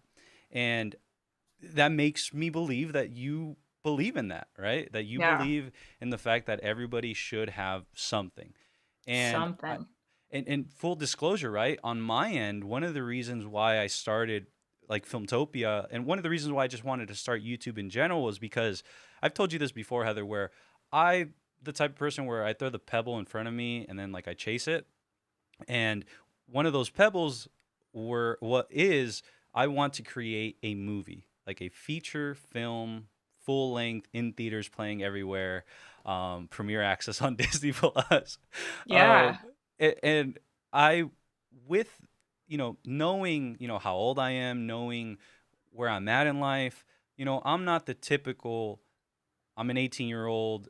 I went and PA'd on a set, and then I go through Right. the ranks, Did the which path, right? right, which I could, maybe start now, but it's a little different because, you think about, maybe they don't want to hire someone in my age range or, there's a whole bunch of variables that go into it. But long story short, I said, I think I have to trailblaze my own path. I think I have Mm-hmm. to be able to create leverage that one day I can be able to offer or to be able to like barter with as far as like these Mm-hmm. studios, right? When I go to Disney Plus and I here's a little snippet of what I'm thinking. But when I go to Disney Plus one day and I'm like, hey, we've got the hottest watch party experience on the internet. What do you guys thinking? What do you guys think about creating a little spot on Disney Plus where people go to your platform and do what we're doing on YouTube, but for Disney Plus? And they're Right. gonna be like, well, okay, well, who are you? And then Let's talk. I show Mm-hmm. them all the Filmtopians, and whether it's 1,000 or whether it's 100,000, right? But if it's 1,000 really dedicated Filmtopians like I have right now, that's gonna mean a lot. And then then we're gonna be on Disney Plus. So Yeah, totally. Because I mean, I've seen it so many times. You never know. You never know. Like, you've yeah, no idea the impact of your content. So just go, just start. And like, even if you don't plan to build a platform, I think you should have some kind of presence. Because like an online presence is just undeniable. Like, if we're yeah, just looking like resume to resume, but then like, here's like how, you know, here's what this person is, like, there's just so much yeah. more that the other one's just going to pique the interest. So there you go. Uh, I was actually wondering, now that we're talking about this, do you Yeah. consider yourself, here's the tough questions, but do you consider yourself a futurist? Like this, like What? forward thinking, is it like mainly with this, or like do you like do that with a lot of things as well? So I don't know if it's futurist, because futurist is like, what is futurist? How would you define what a futurist is? That's Futurist like, for me would yeah. be like someone that just like really kind of always 10 years ahead of kind of whatever it is they're talking about. Yeah. So no. And I think a part of that is because I have ADHD, so like it's really hard for me to even like figure out what's going on now. Yeah. But what I will say that I am is like a connector, is a like a trailblazer, right? So like I don't necessarily have a concrete vision, because okay, Ricky, like literally you're talking about the pebble that you're throwing. You have like, you can actually visualize exactly what the finish line looks like, Mhm. and I can't. But I am very excited about the momentum, right? And I'm like super excited about kind of just directing the momentum and like helping it grow.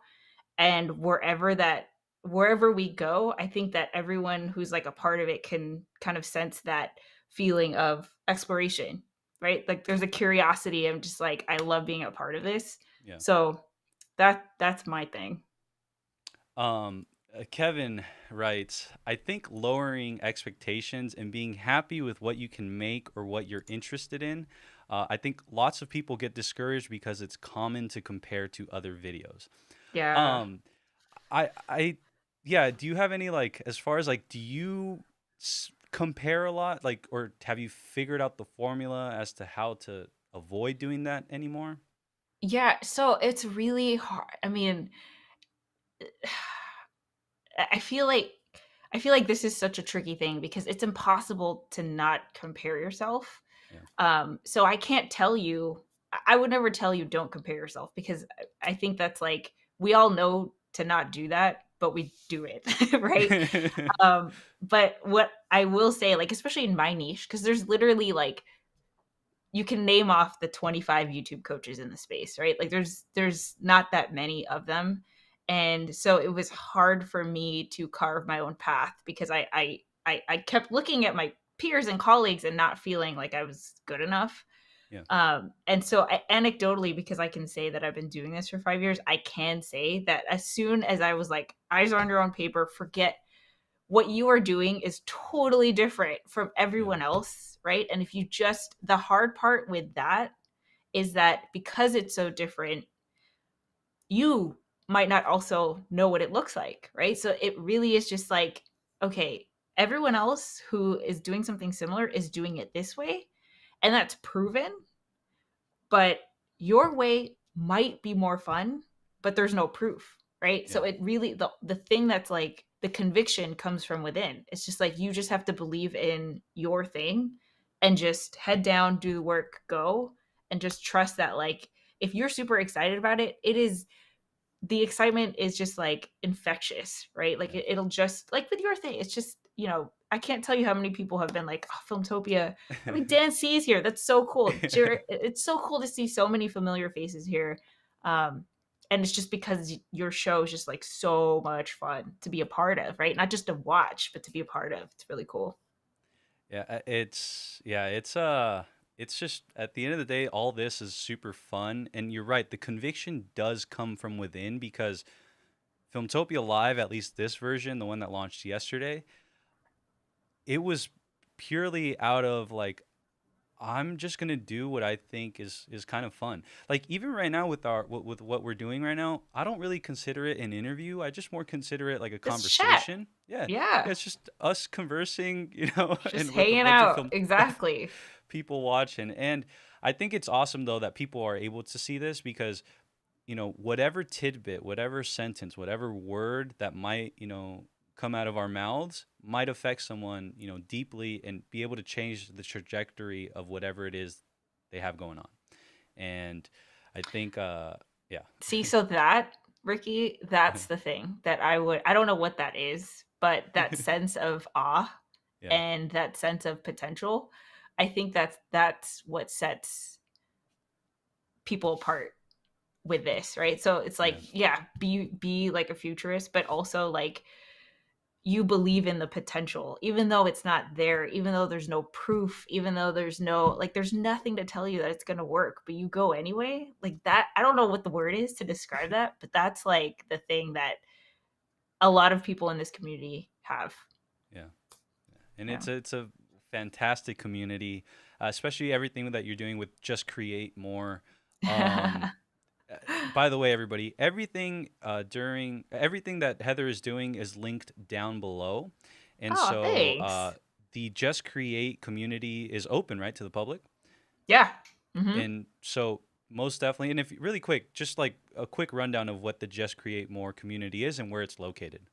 Yeah, so if you go to justcreatemore.com, it's basically an online space for passionate and dedicated YouTube creators, and there's no like size requirement or, you know, years of experience on YouTube, or you have to have like the fanciest camera to join. Even if you were starting from zero, you have never made a video before and you're using your phone, we welcome you. It really is, you know, it's a place to get feedback, support, encouragement, motivation, and a place just to hang out with other people who are doing the same thing you are. Because what we have found, and the reason why we built it, is that it's not about channel size. It's not about, you know, I'm 5 years into this, still struggling with the same thing that maybe someone who's in their first year is also struggling with. So it's not necessarily a place to go for advice, because there's plenty of that on YouTube, but it's more of like to get ideas, to get real-time feedback, and to have that like peer network of people who are doing the same thing that you're doing. As Jared Spink so succinctly put it, I check it more than I check Instagram. Yeah. So that should tell you everything, because it's really a community where I'm able to go and feel like, oh, they get what I'm doing. Oh, they're doing what I'm doing. Oh, yeah, like they just speak the language. Mm-hmm. They really do, and that, I don't know. It goes back to Dan C's point, which is I love this content creator community, and you can substitute content for whatever word you want to use, but at the end of the day, it's, you know, it comes down to community, and community versus audience is what you're going to be talking about over on the 1 to 100 today. Hey, I'm pretty good at these segues, right? Tom, you've got the you've got the puns. I've got the segue.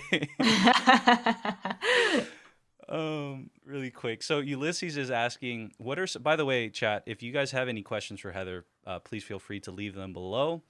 I'm sure she would love to answer them. But what are just some failures you learned in the beginning, and like, what would you advise for that? Yeah. So like, my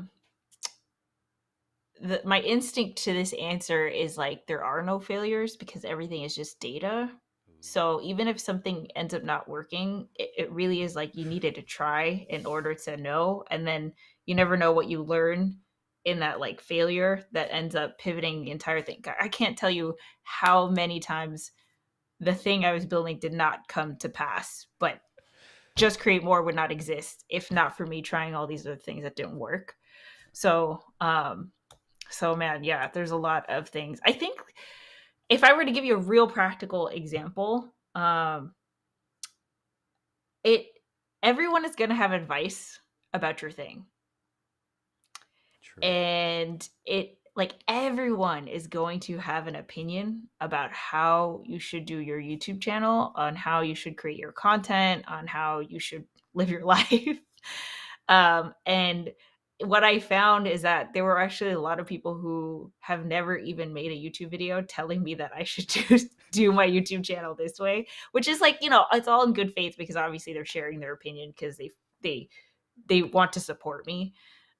So I think that, the it's not really a failure, but like the thing that's really hard is to try to not ignore advice, right? But to stick to what it is that you want to do, because what you want to do, like no one knows what you're trying to build. Even if you try to explain it to somebody, there's only so much that like you can describe what's going on in your head. And I think there were definitely a couple times along my way that I was like, oh, okay, so I'm a YouTube coach. I should go to learn how to write a business plan because I do coaching, right? And that took me down a whole freaking like 1 year rabbit hole that like I have no regrets, but like, and I wouldn't call it a failure, but man, that was like that was a path I didn't necessarily need to go down, and it's because you feel like, oh, this is what I should be doing. So it's like I've gotten really good, and I guess it's just through the failures of trusting my instinct. Like my motto for I just turned 36. So my motto for my 36th year is trust the gut. Just trust the gut. Like whenever I have to make a decision, I'm just like, okay, not how has this been done or what I think logically should be done, but like, what do I actually want to do? Yes. And it means saying no to a lot of things. It means like, you really have to like break out of your routine and take every decision individually. It's hard. Still working on it. And then couple that with being. I'm coming for you, Tom. Pun. I'm gonna be the pun and the segue guy. But no.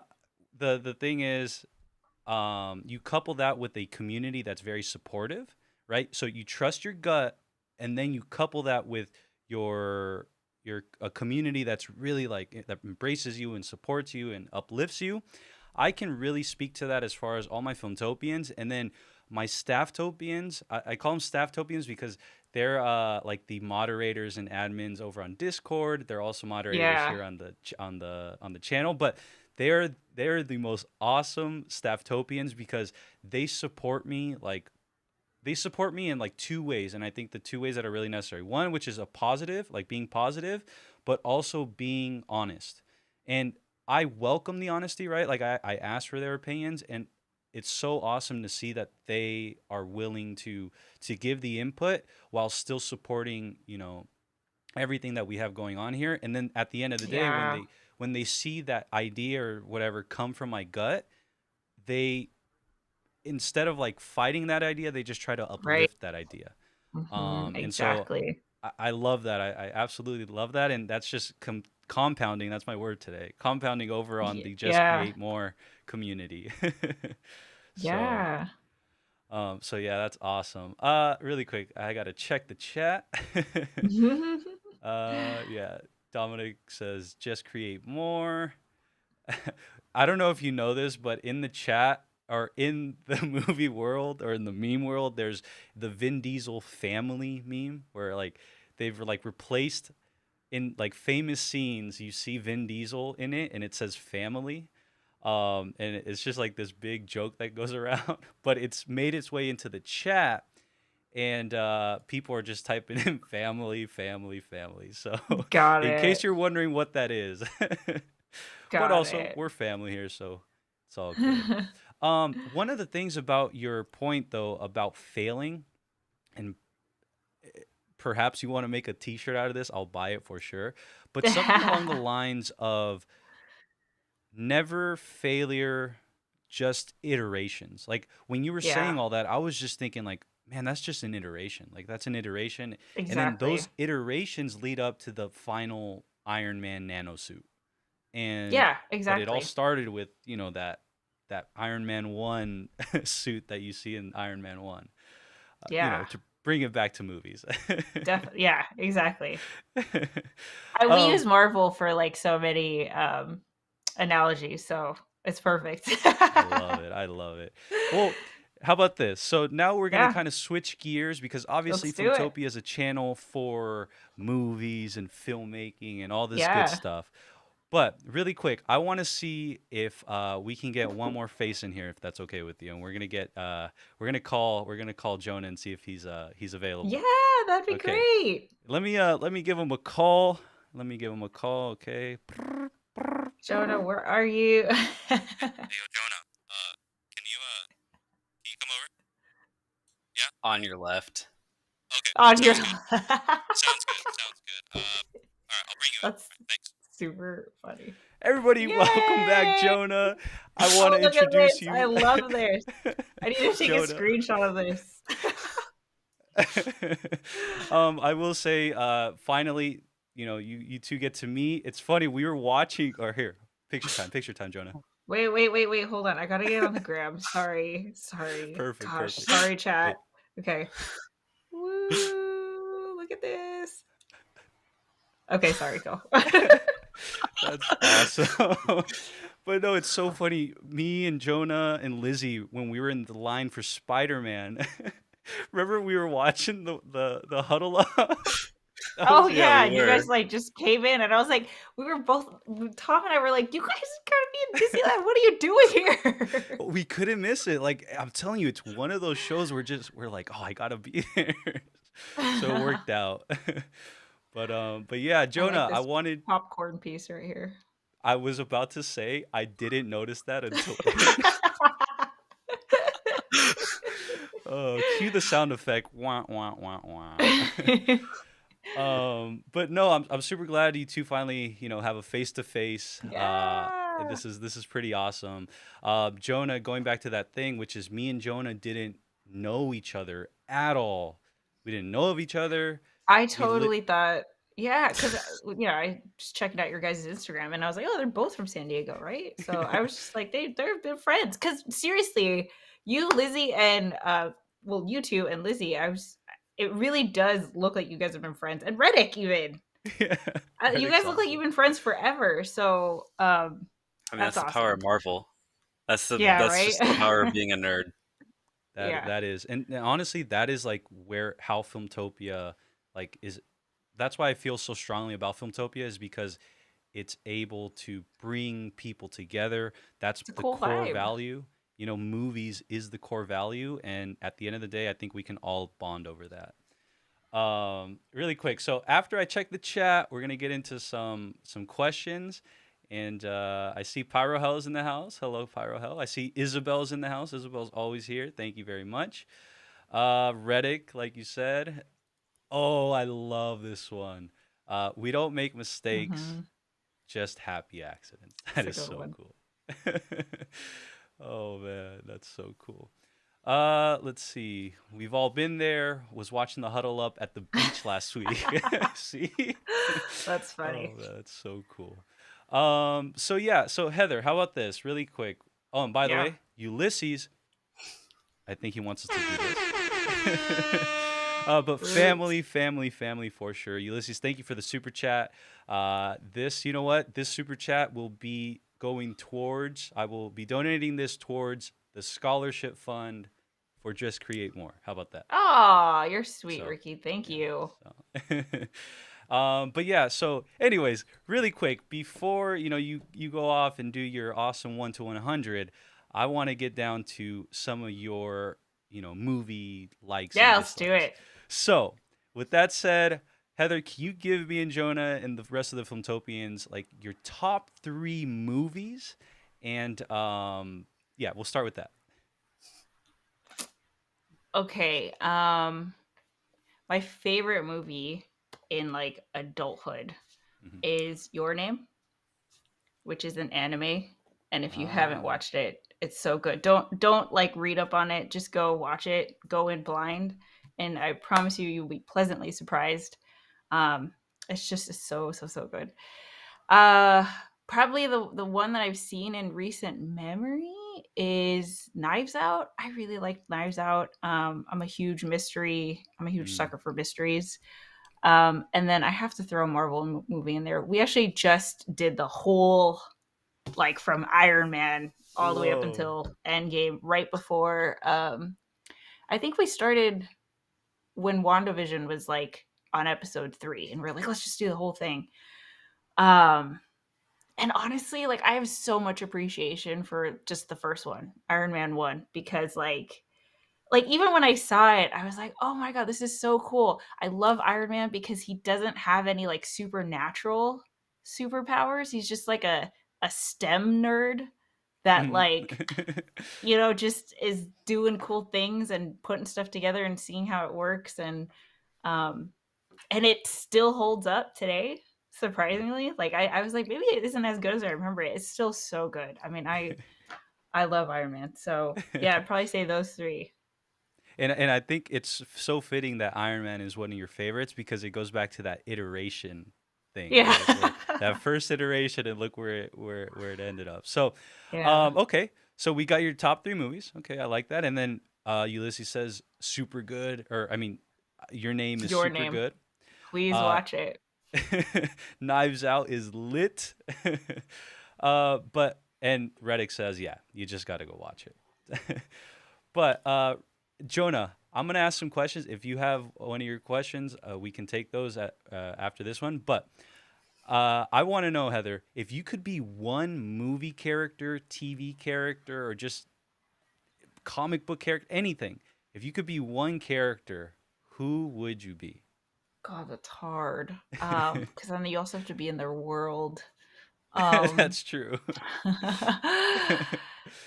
This is I feel like this is a cop-out answer, but for real, for so many years in my life, this is like, she was my hero, and that's Belle from Beauty and the Beast.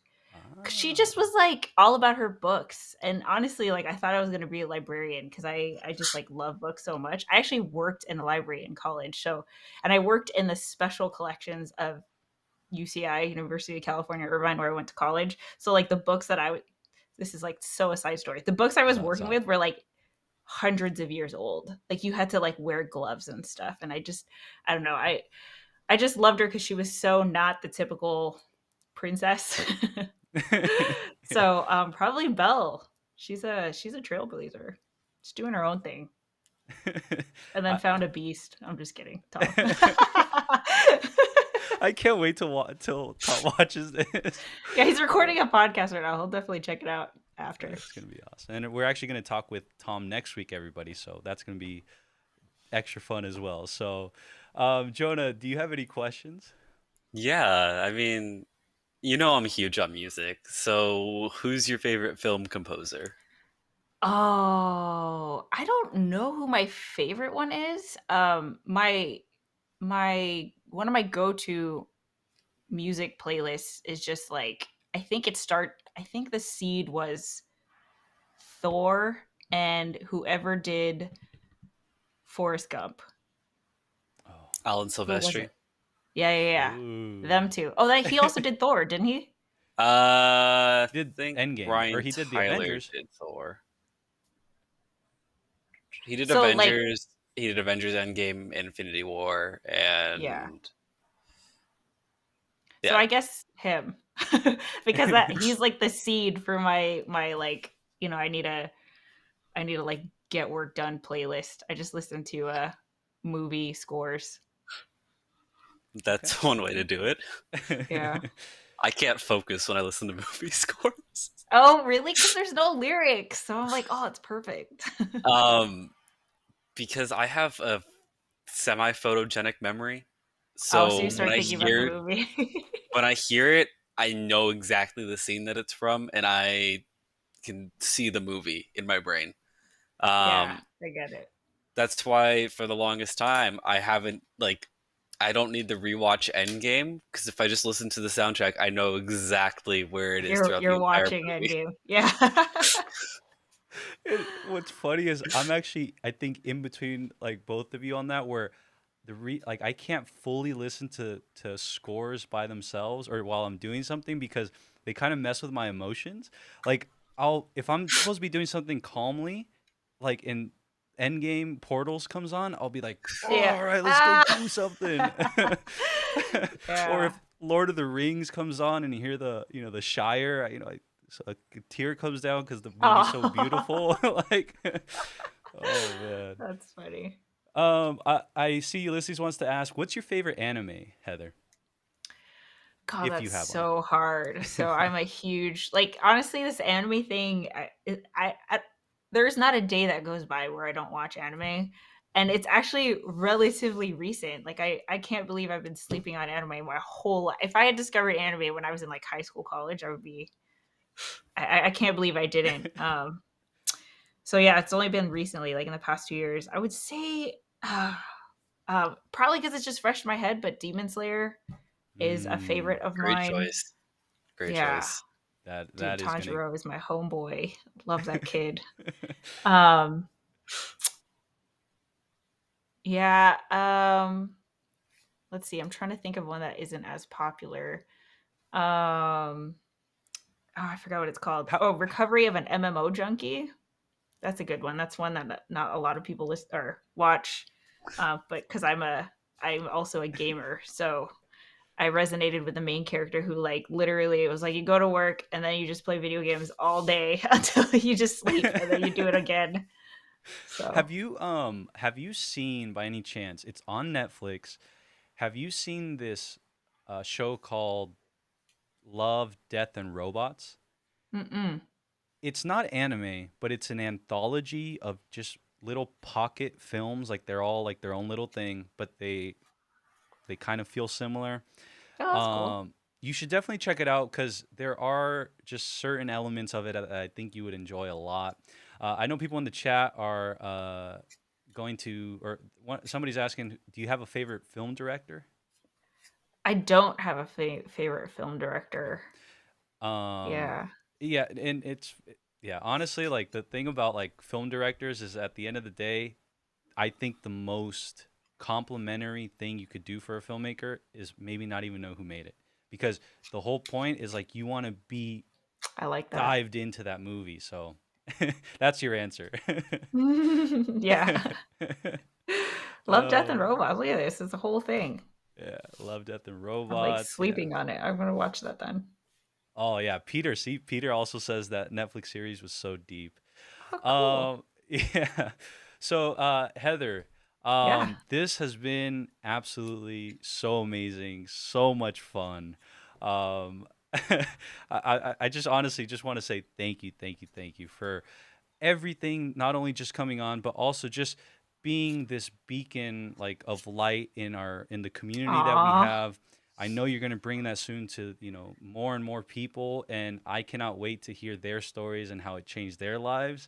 And so, Heather, thank you from the bottom of all of the huddle uppers, from the couples tablers to the Just Straight Maury's, and Jonah, love Steph, that. everybody. Thank you so much. Yeah, thank you so much. Thanks for your kind words and thanks for having me. This is like honestly such a treat because I'm a fan of the show and I'm on the show. That's like it's like super cool. So, thank you. Yes, of course. And I'll leave you with this. you said you went to UCI, right? Yeah. If I'm not mistaken, their thing is Zod, right? Yeah. And it goes like this, or how does it go? Oh, like this, Zod. right? Yep. Okay. Well, I'll tell you this. Longhorns, bud. That first one was All right, Longhorns. this is Longhorns. That's Texas, bud. But Yeah. UCI, but I want to say this. I want to say that you Zodded on, but you were always meant for the vibes. I love That it. said, everybody, thank you so much for tuning in today. Heather, it has been a pleasure. Jonah, we will see you next time. Everybody, Filmtopians, show some love to Heather. Make sure to go check out the 1 to 100 YouTube episode she is live streaming today, and everything else she has going on. Everything will be linked down below. And with that said, the way we usually end things, Heather, is we go like this. We put our fist close to the camera, and then we put them in and we say vibes, all right? So on three. 1, 2, 3. Vibes. Later, everyone. Bye. Just swinging by. Mr. Stark was alerted to your arrival and would like to speak with you. No, that's okay. I can catch up with her later if you You're need. broadcasting on mobile communications, Mr. Stark. Oh, hey, Mr. Stark.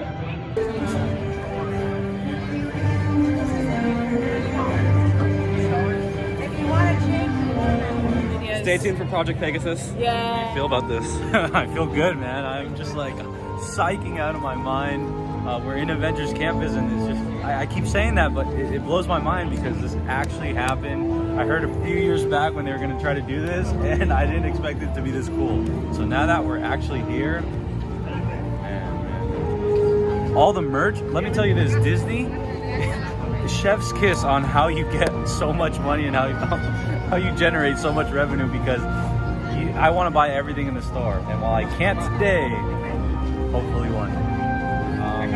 That said, that's Lizzie, and yeah. I have something for you. Oh shit! What the heck? No. Open it. That was good. Open it. No way. No way. No, you guys did it. We did. Oh. Take it out. Take it out. This is the World Cup right here. Look at this, man. Oh my gosh. A spider bot. And not only one spider bot, but Well. The shell.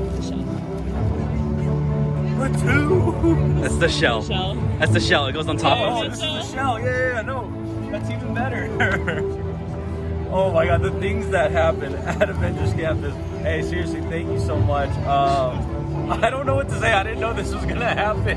They've been plotting this whole time, and I don't know if this was it, but man, this is super, super cool. That was one of the things we had It planned. was one of the plans. Wow. That was Pegasus. That was so cool. You guys are funny.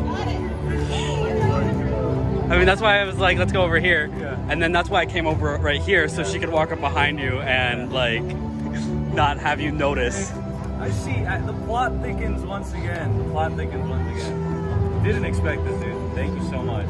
Yeah, I can't put it in my backpack. Yeah, Yeah. that I know.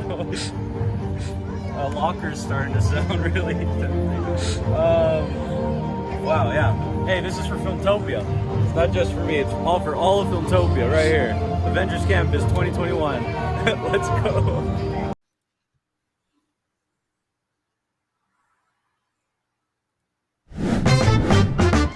Gosh, I love movies.